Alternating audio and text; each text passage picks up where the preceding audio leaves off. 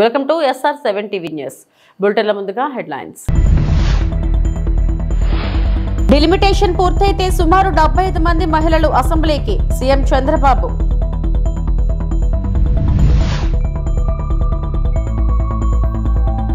నాతో నడుస్తున్న ప్రతి ఒక్కరికి కృతజ్ఞతలు వైఎస్ జగన్.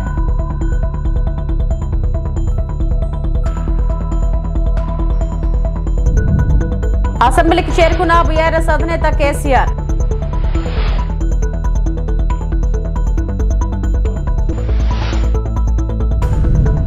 ప్రధానమంత్రి నరేంద్ర మోడీ తన మారిషస్ పర్యటన సందర్భంగా పోర్ట్ లూయిస్ లో ప్రతిపక్ష నాయకుడు జార్జెస్ పియరీ లెస్జాంగార్తో సమావేశమయ్యారు. ద్వైపాక్షిక సంబంధాలు మరియు మారిషస్ లోని భారతదేశం పెట్టుబడులపై కీలక చర్చల మధ్య ఈ సమావేశం జరిగింది.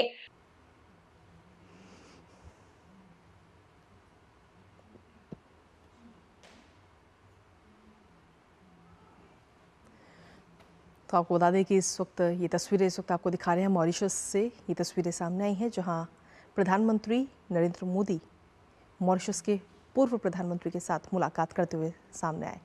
आपको बता दें कि प्रधानमंत्री मॉरिशस के 97वें राष्ट्रीय दिवस समारोह में भी आज शामिल होते हुए नजर आएंगे। और लेकिन इस समारोह से पहले पूर्व प्रधानमंत्री प्रविंद जगन्नाथ के साथ ये बेहद ही खास और अहम मुलाकात प्रधानमंत्री की तरफ से की गई।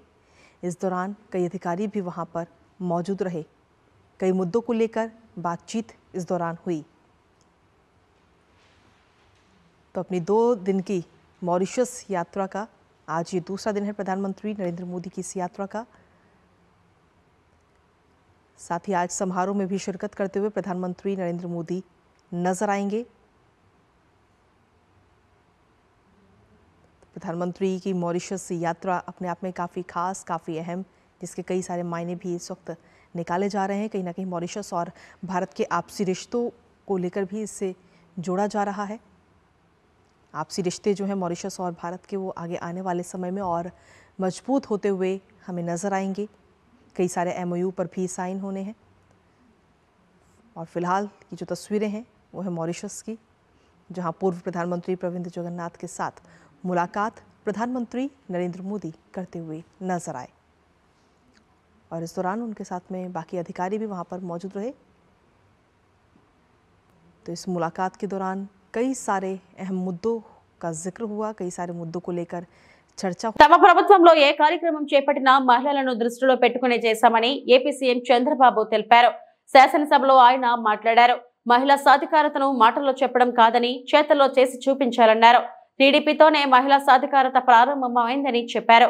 మహిళలకు ఆస్తిలో హక్కును తొలిసారి ఎన్టీఆర్ కల్పించారని గుర్తు చేశారు. నేను ఈ హౌస్ ద్వారా పిలిపిస్తున్నా. మొన్నే అంతర్జాతీయ దినోత్సవం చేసుకున్నాం. ఆ సభలో నేను ఒక హామీ ఇచ్చాను. ఒక్క సంవత్సరంలో 1,00,000 మందిని డాక్రా సంఘాలని, మెప్మా సంఘాలని ఆంటర్‌ప్రెన్యూర్ చేసి లక్షాధికారులు చేస్తామని ఒక మాట ఇచ్చాం. 1,00,000 టార్గెట్ పెట్టుకున్నామని చెప్పి కూడా నేను మీకు తెలియజేస్తున్నా. అంటే మొత్తం ఒక సంవత్సరంలో 1,00,000 మంది ఆంటర్‌ప్రెన్యూర్స్ తయారు చేయాలి. అదే సమయంలో నేను మిమ్మల్ని కోరేది, కాన్స్టిట్యున్సీకి 1000 మందిని మీరు తయారు చేస్తున్నారు. ప్రతి నియోజకవర్గంలో 1000 మందిని డబ్బులు ఇచ్చేది ఇస్తాం, లింక్ చేస్తాం, ఫైనాన్స్ ఇస్తాం, ఏ విధంగా చేయాలని అవన్నీ కూడా పెడతాం. పెట్టిన తర్వాత మీరందరూ శ్రద్ధ తీసుకుని 1000 మందిని మీరు చేయగలిగితే 1,75,000 అవుతారు. నేను ఇచ్చిన టార్గెట్ 1,00,000, మీరు కలిసి వస్తే 1,75,000 అవుతుంది. ఆ కల్చర్ వస్తే ఇంకా ఎక్కువ పెరిగే అవకాశం ఉంటుందని చెప్పి కూడా నేను మీకు తెలియజేస్తున్నా. మొన్న ఒక్క రోజునే 10 లక్షల మంది మహిళలకు ఉపయోగపడే విధంగా 4,400 కోట్ల రూపాయల రుణాలు గాని సబ్సిడీస్ గాని ఇచ్చాం. ఒక చిన్న ఎక్స్పెరిమెంట్ చేశాం. ఒకే రోజున 3,80,000 లావాదేవీలు, ట్రాన్సాక్షన్స్, 5 కోట్ల విలువైన ప్రాడక్టులు, 35,225 డాక్రా ఉత్పత్తుల్ని ONDC కింద ఆన్లైన్ లో ఒక రోజులో మార్కెట్ చేయగలిగాం. ప్రపంచంలో ఎక్కడా జరగనటువంటి కార్యక్రమానికి ఆంధ్రప్రదేశ్ గవర్నమెంట్ శ్రీకారం చుట్టాం. మన మహిళల చరిత్ర సృష్టించారు. దీంతో మీరు చూస్తే దిశ గిన్నీస్ రికార్డు వచ్చే పరిస్థితికి వచ్చింది. గిన్నీస్ వరల్డ్ రికార్డ్ అయితే 3-4 అవార్డ్స్ ఇచ్చారు. Most users in an e-business video lesson. World Records Union, the largest e-commerce initiative by a state government to promote women's self-help group products. Rondo award. The largest event by a state government for the promotion of women-led products. Modo award. The largest pre-booking campaign for an e-commerce platform support supporting women entrepreneurs. ఈ 3 awards వచ్చాయంటే ఇది నేను ఎంతో గర్వపడుతున్నా. ఆంధ్రప్రదేశ్ లో ఉండే ప్రతి ఒక్క మహిళకి, డాక్రా సంఘాలకి ఈ అవార్డ్స్ అంకితం చేస్తున్నానని చెప్పి కూడా నేను తెలియజేస్తున్నా. ఒక చరిత్ర. సందర్భంగా పార్టీ అధినేత వైఎస్ జగన్మోహన్ రెడ్డి భావోద్వేగానికి గురయ్యారు. ఇన్నేళ్ల ప్రయాణంలో తన వెంట నడిచిన ప్రతి ఒక్కరికి కృతజ్ఞతలు తెలియజేస్తూ ఓ సందేశం విడుదల చేశారు ఆయన. నాన్నగారు దివంగత ముఖ్యమంత్రి డాక్టర్ వైఎస్ రాజశేఖర రెడ్డి గారి ఆశయాల సాధనే లక్ష్యంగా ఆవిర్భవించిన వైఎస్ఆర్ కాంగ్రెస్ పార్టీని నాటి నుంచి నేటి వరకు తమ భుజ స్కంధాలపై మోస్తున్న కార్యకర్తలు, అభిమానులు, నాయకులందరికీ పార్టీ ఆవిర్భావ దినోత్సవ శుభాకాంక్షలు. నా ఒక్కడితో మొదలై ఎన్నో ఒడిదుడుకులు ఎదుర్కొని ప్రజల ఆశీస్సులతో శక్తివంతమైన రాజకీయ పార్టీగా ఎదిగిన వైఎస్ఆర్ కాంగ్రెస్ పార్టీ 15వ సంవత్సరంలోకి అడుగుపెట్టింది. ఈ సుదీర్ఘ కాలంలో పార్టీ నిరంతరం ప్రజలలోనే ఉంది, ప్రజల కోసం పనిచేస్తూనే ఉంది. అధికారంలో ఉన్న ఆ 5 ఏళ్లలో దేశ రాజకీయ చరిత్రలో ఏ రాష్ట్రంలో ఏ పార్టీ చేయని విధంగా సంక్షేమం, అభివృద్ధిని అందించింది. ఈరోజు వైఎస్ఆర్సీపీకి సంబంధించిన ప్రతి కార్యకర్త కూడా గ్రామంలో ఉన్న ఏ ఇంటికైనా కూడా వెళ్ళొచ్చు, ఏ పేదవాడింటికైనా కూడా వైఎస్ఆర్సీపీ కార్యకర్త సగర్వంగా తలెత్తుకుని కాలర్ ఎగిరేసుకుని వెళ్లే పరిస్థితి వైఎస్ఆర్సీపీకి సంబంధించిన కార్యకర్తలకు ప్రతి ఒక్కరికి ఉంది. ఏ ఇంట్లోకి వెళ్ళినా కూడా వైఎస్ఆర్సీపీ కార్యకర్తను చూసినప్పుడు ఆ ఇంట్లో నుంచి వచ్చే ప్రతి అక్క, ప్రతి చెల్లెమ్మ, ప్రతి అన్న, ప్రతి తమ్ముడు, ప్రతి సోదరుడు, ప్రతి రైతన్న, ప్రతి అవ్వ కూడా వైఎస్ఆర్సీపీ కార్యకర్తను చూసినప్పుడు చిక్కటి చిరునవ్వుతోనే పలకరిస్తుంది. కారణం వైఎస్ఆర్సీపీ ఏదైనా కూడా చెప్పిందంటే చేస్తుంది అన్న నమ్మకం ఈరోజు ప్రతి ఇంట్లో కూడా ఉంది. కాబట్టి ఈరోజు అటువంటి పరిస్థితుల మధ్య ఈరోజు యాదృచ్ఛికంగా విద్యా దీవెన, వసతి దీవెనకు సంబంధించి, పిల్లలకు సంబంధించిన అన్యాయాలకు సంబంధించిన, జరుగుతూ ఉన్న అన్యాయాలకు సంబంధించిన విషయాల మీద ఈరోజు యాదృచ్ఛికంగా ప్రొటెస్ట్ కార్యక్రమం కూడా జరుగుతూ ఉంది. ఈ కూటమి ప్రభుత్వం వచ్చి దాదాపుగా 10 నెలలుగా వస్తూ ఉంది. ఈ 10 నెలల కాలంలో ఎన్నికల వేళ వాళ్ళు చెప్పిన సూపర్ 6లు, సూపర్ 7లు అన్నీ గాలికి ఎగిరిపోయాయి. వ్యవస్థలన్నీ కూడా చదువులు కానీ, వైద్యం కానీ, గవర్నెన్స్ కానీ, వ్యవసాయం కానీ ఏది చూసుకున్నా కూడా వ్యవస్థలన్నీ కూడా నిర్వీర్యమైపోయిన పరిస్థితులు కనిపిస్తూ ఉన్నాయి. ఈరోజు పిల్లలకు సంబంధించిన ఫీజులకు సంబంధించిన బకాయిలు కూడా సంవత్సర కాలంలో ఫీజు రీయింబర్స్మెంట్కు కావాల్సింది ఒక్కొక్క క్వార్టర్కు 700 కోట్ల రూపాయలు చొప్పున, సంవత్సరానికి 2800 కోట్ల రూపాయలు విద్యా దీవెన కింద 4 క్వార్టర్లకు సంబంధించిన కేటాయింపులు చేయాలి. అంటే 2800 కోట్లు. వసతి దీవెన కింద ప్రతి ఏడాది ఏప్రిల్ మాసం వచ్చేసరికి 1100 కోట్ల రూపాయలు కేటాయింపులు చేయాలి. అంటే గత ఏడాది ఈ 1100 కోట్లు, 2800 కోట్లు, ఈ రెండింటికి సంబంధించి 3900 కోట్ల రూపాయలకు కేటాయింపులు చేసి, ఖర్చు చేసి పిల్లల చదువులను ప్రోత్సహించాల్సిన పరిస్థితిలో ఈ ప్రభుత్వం చేసింది ఏమిటి అనంటే కేవలం 700 కోట్ల రూపాయలు మాత్రమే ఇచ్చి చేతులు దులుపుకున్న పరిస్థితులు. అంటే 3200 కోట్ల రూపాయలకు సంబంధించిన బకాయిలు పెండింగ్లో పెట్టారు. భారత అధినేత ప్రతిపక్ష నేత కేసీఆర్ అసెంబ్లీ వద్దకు వచ్చారు. బడ్జెట్ సమావేశాల నేపథ్యంలో సభకు హాజరయ్యేందుకు ఆయన చేరుకున్నారు. శాసనసభ వద్ద భారత ఎమ్మెల్యేలు, ఎమ్మెల్సీలు కేసీఆర్ కు స్వాగతం పలికారు. అనంతరం వారితో ఆయన సమావేశమయ్యారు. అసెంబ్లీలో భారత అనుసరించాల్సిన వ్యూహంపై కేసీఆర్ దిశానిర్దేశం చేసినట్లు సమాచారం.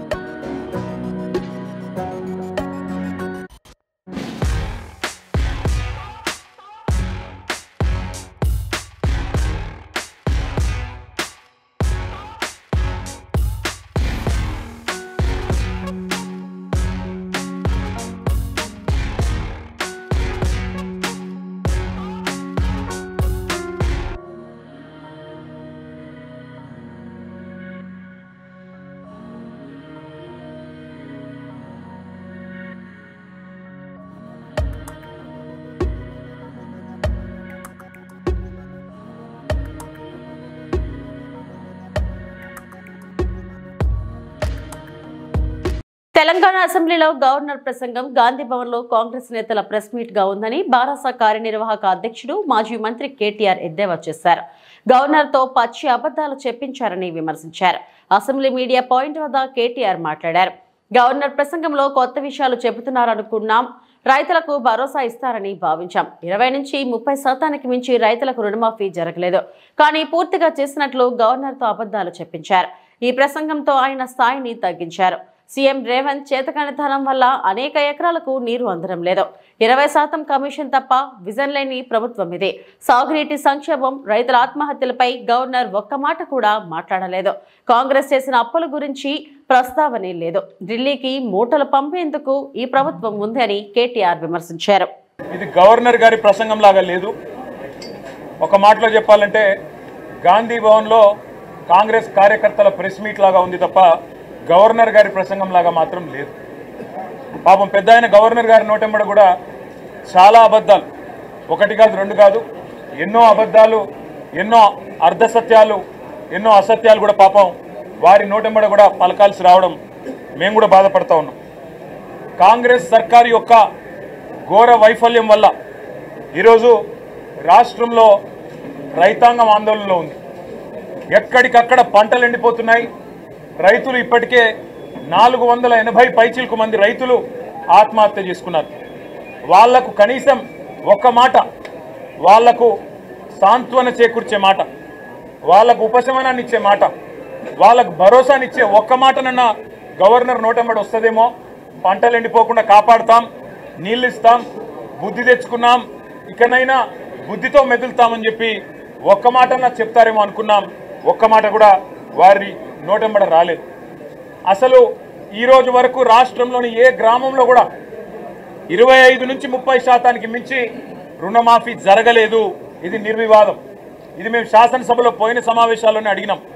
ముఖ్యమంత్రి గారు సొంత ఊరికి పోదామా, సొంత నియోజకవర్గానికి పోదామా, ప్లేసు, డేటు, టైము మీ ఇష్టం, ఊరు కూడా మీ ఇష్టం. ఒక్క ఊళ్ళే 100% రుణమాఫీ అయితే మేమందరం రాజీనామా చేసి పోతామని చెప్పి కూడా చెప్పినాం.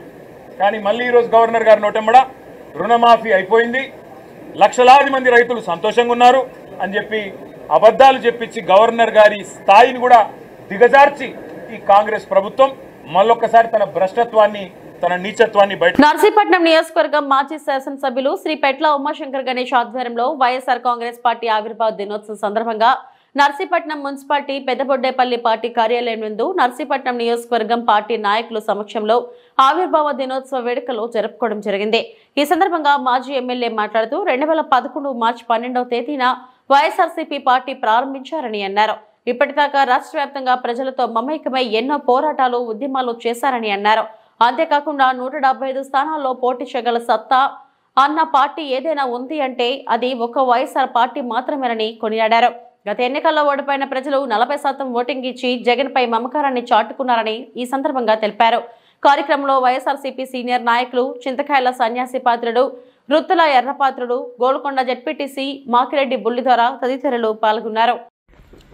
ఈరోజు వైఎస్ఆర్ కాంగ్రెస్ పార్టీ ఆవిర్భావ దినోత్సవాన్ని ఈరోజు నర్సీపట్నంలో పార్టీ నాయకుల ఆధ్వర్యంలో వేడుకలు జరుపుకోవడం జరుగుతుంది. మనందరికీ తెలుసు, ఆనాడు పార్టీ అధ్యక్షుడు జగన్మోహన్ రెడ్డి గారు 2011 మార్చి 12వ తారీఖున పార్టీని ఆవిర్భించడం జరిగింది. నేటికి 15 సంవత్సరాలు పూర్తి చేసుకుందాం. ఈ 15 సంవత్సరాల్లో కూడా జగనన్న ఆధ్వర్యంలో రాష్ట్ర వ్యాప్తంగా ప్రజల యొక్క సమస్యలతో పాటు అందరం కూడా తెలుసుకొని ప్రజలతో మమేకమై ఎన్నో ఉద్యమాలు చేపట్టిన సంగతి అందరూ కూడా తెలుసు.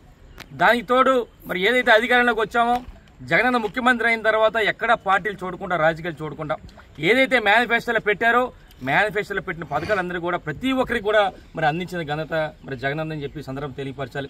ఒక్క ముఖ్యం చెప్పాలి, ఈరోజు ఆంధ్రప్రదేశ్ రాష్ట్రంలో 175 నియోజకవర్గాల్లో పోటీ చేయగల దమ్మున్న పార్టీ వైఎస్ఆర్ కాంగ్రెస్ పార్టీ. అలాగే 175 నియోజకవర్గాల్లో పోటీ చేయించగల దమ్మున్న నాయకుడు వైఎస్ జగన్మోహన్ గారు అని చెప్పి సందర్భంగా తెలియపరచడం జరుగుతుంది. అయితే ముఖ్యంగా మొన్న జరిగిన ఎన్నికల్లో ఓటమి చెందినప్పటికీ కూడా రాష్ట్ర వ్యాప్తంగా 40% ఓట్లు పడ్డాయంటే మరి జగనన్నకి ఏ విధంగా ఆదరణ ఉందో మనందరూ కూడా తెలుసుకోవాలి. రేపు రాబోయే రోజుల్లో కూడా మరొక 4 సంవత్సరాలు ఎన్నికలు ఉన్నాయి. ఈ 4 సంవత్సరాలు కూడా జగనన్న ఆధ్వర్యంలో జగనన్న పిలుపు మేరకు మా పార్టీ నాయకులందరూ కూడా కష్టపడి పనిచేయడమే కాకుండా ప్రజల తరపున పోరాటం చేయడమే కాకుండా రేపు రాబోయే రోజుల్లో జగనన్న ముఖ్యమంత్రిని చేసుకుంటామని చెప్పి సందర్భంగా తెలియపరుస్తూ జై జగన్ జై జగన్ నాయకత్వం నాయకత్వం. ప్రచారార్థం ప్రచారార్థమై చంద్రబాబు పవన్ కళ్యాణ్ బాబులు రోడ్లు వేయండి, మోకాళ్లపై నిల్చొని గిరిజనుల నిరసన. వి మాడుగుల శంకరం పంచాయతీలోని తాడివలస, గొప్పూరు, రాయిపాలెం, రాజంపేట, వెలగలపాడు, కొత్తవలస, మామిడిపాలెం గిరిజన గ్రామాలకు రోడ్ల సౌకర్యం కల్పించి కొత్తవలస, తాడివలస, ఉరకగడ్డలపై 2 బ్రిడ్జిలు నిర్మించాలని 7 గ్రామాలకు చెందిన వందలాది మంది ఆదివాసీ గిరిజనులు, మహిళలు మోకాళ్లపై నిలబడి చంద్రబాబు నాయుడు మా గ్రామాలకు రోడ్డు సౌకర్యం కల్పించండి, పవన్ కళ్యాణ్ బాబు మా గిరిజన గ్రామానికి రోడ్డు సౌకర్యం కల్పించండి అంటూ పెద్ద ఎత్తున ఆందోళన చేసి నిరసనలో చేపట్టారు. వీరికి మద్దతుగా సిపిఎం జిల్లా కార్యదర్శి వర్గ సభ్యులు డి వెంకన్న, మండల కార్యదర్శి ఇరట నరసింహమూర్తి, కె భవాని, పల్లోని మాట్లాడారు. ఎన్నికల ముందు ఈ గ్రామాలకు రోడ్ల సౌకర్యం కల్పించాలని 9,30,00,000 రూపాయలతో రోడ్లు, బ్రిడ్జిలు నిర్మిస్తున్నట్లు నమ్మపలికి ఎన్నికలు అయ్యి 9 నెలలు అవుతున్నా కనీసం పట్టించుకోలేదన్నారు. ఈ కార్యక్రమంలో సోముల నరసింహారావు, జన్ని చిన్నారావు, సోలం సన్యాసమ్మ, సోలం మంగ తదితరులు పాల్గొన్నారు. శంకరం పంచాయతీ ఏదైతే ఉందో శంకరం పంచాయతీలోని అటు గొట్టువాడ నుంచి ఇటు కృష్ణంపాలెం వరకు కొన్ని 7 గ్రామాలకు సంబంధించినటువంటి ఏదైతే రోడ్డు ఉందో ఈ రోడ్డుని వెంటనే వేయాలని చెప్పేసి గిరిజనులు ఈరోజు 2 చేతులు ఎత్తి దండం పెట్టి పవన్ కళ్యాణ్ బాబు మాకు రోడ్డు వేయండి, చంద్రబాబు నాయుడు బాబు మాకు రోడ్డు వేయండి అని చెప్పేసి వాళ్ళు నిరసన అటువంటిది తెలియజేయడం జరిగింది. ఈ నిరసన అటువంటిది చాలా చిన్న విషయం కాదు. ఈరోజు గిరిజనులు నిస్సాయి స్థితిలోని ఏమీ చేసుకోలేనటువంటి పరిస్థితుల్లోనే మేము ఓట్లేసి గెలిపించినటువంటి పాలక వర్గాలు, ప్రభుత్వాలు ఏదైతే ఉన్నాయో ఆ గ్రామాలకి మా గ్రామాలకు రోడ్లు వేయండి అని చెప్పేసి వేడుకునేటువంటి పరిస్థితి. అందుకని ప్రభుత్వం ఎన్నికల ముందు ఏ గిరిజన గ్రామానికైనా ఎక్కడ ఏ ఒక్క ఊరున్నా ఆ గ్రామానికి మేము రోడ్లు వేస్తాం, వాళ్ళకి డోలు మాత్రం అరికడతాం, ముసలోళ్ళు ఆదుకుంటాం, చిన్నపిల్లలు ఆదుకుంటాం, వాళ్ళ గిరిజనులకు అన్ని మౌలిక సదుపాయాలు కల్పిస్తామన్నటువంటి హామీలు ఇచ్చారు. అప్పుడు 9,50,00,000తోనే ఇక్కడ ప్రతిపాదనలు పంపించి ఇక్కడ ఉన్నటువంటి గడ్డ మీద బ్రిడ్జి నిర్మిస్తామని చెప్పి అక్కడ కొత్త వలస దగ్గర బ్రిడ్జి నిర్మిస్తామని చెప్పి హామీలు ఇచ్చారు. కొంత కసాపిసా వర్కులు చేశారు. కానీ గిరిజనులకు మాత్రం ఇక్కడ రోడ్డు సదుపాయటువంటిది పూర్తయ్యేటువంటి పరిస్థితి ఈరోజు కనిపించట్లేదు. అందుకని పవన్ కళ్యాణ్ గారు ఈరోజు ప్రశ్నించడానికి పార్టీ పెట్టాను, మేము ప్రశ్నిస్తాం, గిరిజనుల తరపున, రైతుల తరపున, కష్టజీవుల తరపున నిలబడతామని చెప్పారు. కానీ వాళ్ళు మాత్రం ఇక్కడికి వచ్చి గిరిజనుల సమస్యలు పట్టించుకునేటువంటి పరిస్థితి ఈరోజు లేదు. ఇప్పుడు అసెంబ్లీ సమావేశాలు జరుగుతున్నాయి. అసెంబ్లీ సమావేశాల్లోనే ఇక్కడ మాడుగుల ఎమ్మెల్యే ఏం చేస్తున్నారని చెప్పేసి అడుగుతా ఉన్నాం. మాడుగుల ఎమ్మెల్యే గారిని పరవాడలో వెన్నలపాలెం నుంచి మాడుగులు తీసుకొచ్చి పోటీ చేయించారు. ఇక్కడ ఉన్న గిరిజన గ్రామాల యొక్క సమస్యలు కానీ ఏ గ్రామం ఎక్కడుంది, గిరిజనుల యొక్క ఇబ్బందులు ఏంటి, ఇలా బాధలు ఏంటంటువంటిది ఆయనకు తెలిసే పరిస్థితి లేదు. ఇక్కడ పార్లమెంట్ సభ్యులు సీఎం రమేష్ గారు వచ్చారు. ఆయన ఎక్కడో కడప నుంచి వచ్చి ఇక్కడ పోటీ చేసి గెలిచారు. ఆయనకి ఈ గిరిజన గ్రామాలు ఎక్కడున్నాయి, ఈ గిరిజనులు వాళ్ళ కష్టాలు ఏంటి, వాళ్ళ బాధలు ఏంటి, ఇక్కడ ఉన్నటువంటి పరిస్థితులు ఏంటంటే వాళ్ళకి తెలియదు. ఎక్కడెక్కడి నుంచో తీసుకొచ్చి ఇక్కడ పోటీ చేసి ఇక్కడ మా గిరిజనుల ఎత్తి మీద పెద్ద ఎత్తున బండ పెట్టారు. కానీ ఇక్కడ ఈ గ్రామాలకు వచ్చి ఎలక్షన్లు అయిన తర్వాత ఈ గ్రామాలు ఎలాగున్నాయి, వీళ్ళు ఏ ఇబ్బందులు పడుతున్నటువంటి పరిస్థితి లేదు. మొన్న గర్భిణీ స్త్రీని తీసుకొని వస్తే ఇక్కడే ఈ గడ్డలను డెలివరీ అయిపోయినటువంటి పరిస్థితి. ముసలోళ్ళని ఈ గడ్డ వచ్చి వర్షాలు వస్తే ఎక్కడ మోసుకెళ్లాలో తెలియనటువంటి పరిస్థితి. అక్కడ కృష్ణంపాలెం తీసుకెళ్లి 108ని అక్కడ పిలిపించుకొని అక్కడ వెళ్ళినటువంటి పరిస్థితి. అందుకని మేము చెప్పదలుచుకుంది ఏంటంటే గిరిజనుల సమస్యలు పట్టించుకోండి, గిరిజనుల యొక్క ఇబ్బందులు పట్టించుకోండి, ముసలోళ్ళ సమస్యలు పట్టించుకోండి, చిన్నపిల్లల పరిస్థితి పట్టించుకోండి. ఇక్కడ గిరిజనులు తినడానికి తిండి లేకపోయినా, ఉండడానికి ఇల్లు లేకపోయినా, కట్టడానికి బట్ట లేకపోయినా మిమ్మల్ని అడగట్లేదు. మాకు రోడ్డు సౌకర్యం కల్పించండి, మా పిల్లలు స్కూల్కి వెళ్ళడానికి అవకాశం కల్పించండి, గర్భిణీ స్త్రీలు, బాలింతలు హాస్పిటల్ పోవడానికి మాకు అవకాశం కల్పించండి. ఉద్యోగాల కల్పన చంద్రబాబుతోనే సాధ్యం. రాజంపేట పార్లమెంట్ క్యాంప్ కార్యాలయంలో టీఎన్ఎస్ఎఫ్ రాష్ట్ర ప్రధాన కార్యదర్శి రేవూరు వేణుగోపాల్ విలేకరుల సమావేశంలో జగన్ ప్రభుత్వంపై తీవ్ర విమర్శలు చేశారు. విద్యార్థులకు అన్యాయం, 4,271 కోట్ల ఫీజు మరియు వసతి దీవెనల బకాయిలు పెండింగ్, 16 లక్షల మందికి ఫీజు రీయింబర్స్మెంట్స్ ఇచ్చిన చంద్రబాబు జగన్ 9 లక్షలకు కుదించారని ఆరోపించారు. నిరుద్యోగులకు ద్రోహం. 6 లక్షల మందికి నిరుద్యోగ భృతి రద్దు. 2.3 లక్షల ప్రభుత్వ ఉద్యోగాల హామీ విస్మరణ. పరిశ్రమలపై దాడులతో పెట్టుబడులు తరలిపోయాయని విమర్శలు గుప్పించారు. యువత భవిష్యత్తు క్షీణత. నిరుద్యోగం 24% పెరిగి దేశంలో ఏపీ మొదటి స్థానం. ఎన్సీఆర్బీ ప్రకారం 2100 మంది నిరుద్యోగుల ఆత్మహత్యలు. చంద్రబాబు హయాంలో అభివృద్ధి. 12 లక్షల ఉద్యోగాలు. ఐటీ ఉద్యోగాలు 5,000 నుంచి 35,000కు పెంపు. జూన్లోపు 16,347 ఉపాధ్యాయ పోస్టులు భర్తీ. యువపోరు మోసం. చంద్రబాబు లోకేష్ చేతనే యువత భవిష్యత్తు భద్రమని స్పష్టం. వైఎస్ఆర్ కాంగ్రెస్ పార్టీ అధినేత జగన్మోహన్ రెడ్డి ఇంటి ముందు చేయాలి. ఎందుకంటే లాస్ట్ గవర్నమెంట్లో చూసాం, దాదాపు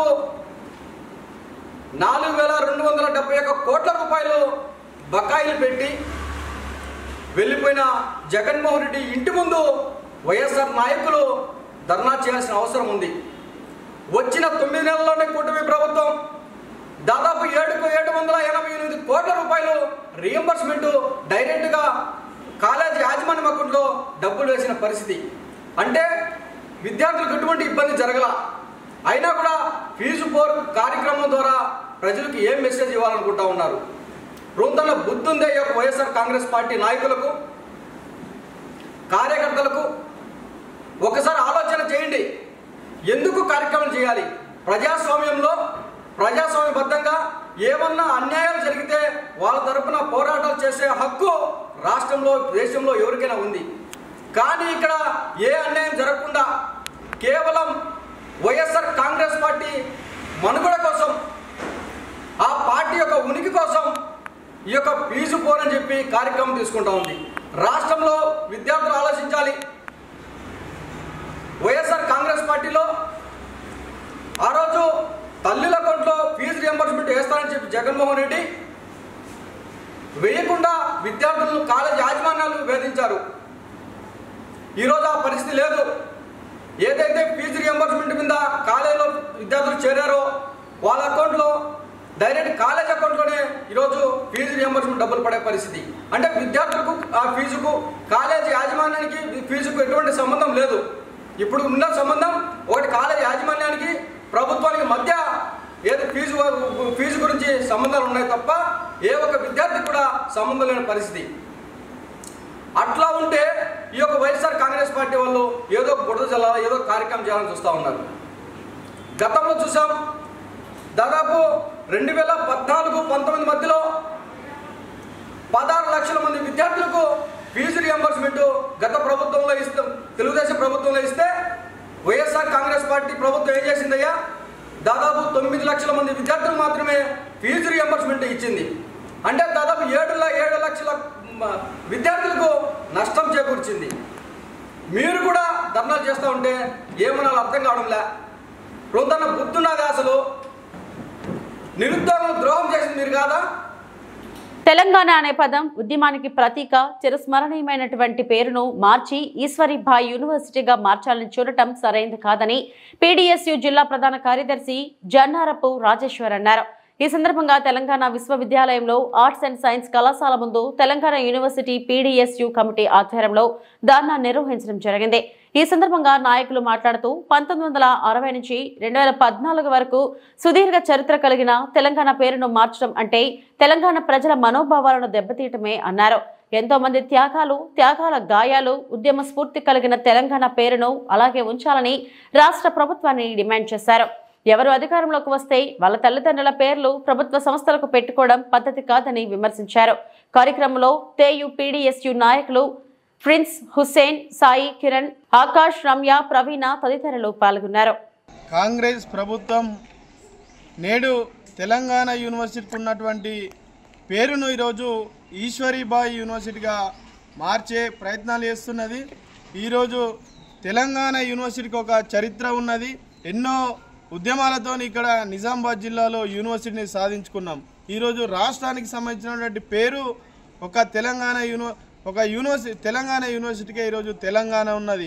ఈరోజు మిగతా రాష్ట్రాల్లో చూసుకుంటే పంజాబ్ కానీ, ఢిల్లీ కానీ, అదేవిధంగా హర్యానా కానీ ఈరోజు అనేక రాష్ట్రాలలో ఆ రాష్ట్రానికి సంబంధించినటువంటి పేరు ఏదో ఒక యూనివర్సిటీకి ఉన్నది. ఈరోజు తెలంగాణలోనే అన్ని యూనివర్సిటీలలో కల్లా తెలంగాణలో ఉన్నటువంటి ఇక్కడ డిచ్పల్లిలో ఉన్నటువంటి యూనివర్సిటీకి తెలంగాణ అటువంటి పేరున్నది.